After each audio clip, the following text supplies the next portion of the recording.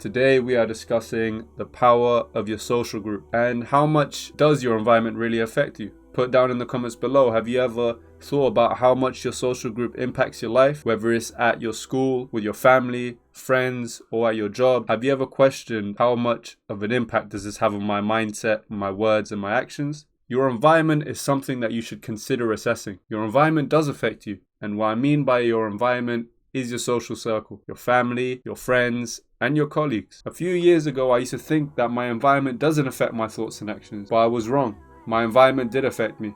It changed my thoughts and actions. And have you guys ever seen that motivational speaker who's always shouting and he says to look at your 5 close friends, and when he sees your 5 closest friends, he'll know the type of person you are? When you're a part of a social group, 2 things can happen. You can change the people around you, or the people around you can change you. This doesn't mean you go from one end of the scale to the other. It's not a 180 flip. This could mean slight changes in the way you talk, changes in your habits, or changes in your thought patterns. And I have a list I gathered from ChatGPT on what sort of things you can look at in regards to assessing a social group and what kind of criteria is great. And I'll try to read it slowly. I'll just list all of them. Emotional support, motivational support, shared activities, aligned values, frequency of interaction, quality of communication, respect, trust, personal and collective growth, diversity, and inclusion. Now, you're gonna have to write all of that down and rewind this video to make sure you get all of those. You don't need all of those to assess your group.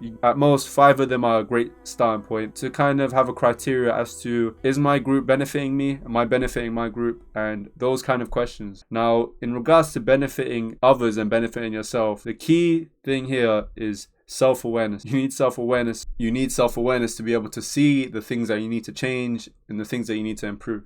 If you do want to grow positively, looking at your social group is a great way to assess whether you are a part of a healthy culture or not. If you are, then great. However, what if you aren't? What should you do? That's the real question. You can do 2 things. Change yourself positively and then introduce those changes to your environment through your words and actions, or you can take a break from your environment and leave it. I recommend the former because that is beneficial to yourself and others around you. The latter should be a last resort if things become extremely difficult. And there's 4 things that you should consider in regards to improvement and how to go about it. The first thing is open communication, being very honest. The second thing is setting boundaries. Set that red line where you don't cross each other's lines. Third thing is to expand your network. Fourth thing is personal development and being accountable, because as much as the environment has an impact on you, you have an impact on your own environment or on any environment. So you need to be wary of that and make sure that you do your best to leave a positive footprint in the world. You help to change your environment by introducing positivity and growth. Share your goals, your accomplishments, your knowledge, your resources in the pursuit of contributing to the betterment of society. If you are consistent with your words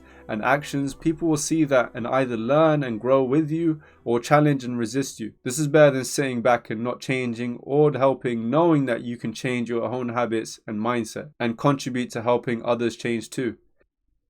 Don't sit on the sidelines when you know you can help others. Take things one step at a time and have a big vision, because changing yourself takes time, let alone changing your environment. It should really start with changing yourself, because that's going to be a more difficult hurdle than changing others. So focus on first practicing what you learn, being consistent with what you believe, and being dedicated to your goals. After you show that you are serious about your goals through your actions and words, then you can slowly introduce that to your social group. Make sure to introduce it slowly so that people are not overwhelmed and reject your changes and improvement. If you introduce things over time, it gives people time to see things piece by piece and slowly adopt to that change too. So yeah, as you change, realize that the change is from your perspective, and you need to consider that, how can I allow others to see that change from their perspectives, not just from my own. So in that way, try to slow things down and don't go at 100 miles an hour, because that can cause more problems and more harm than good.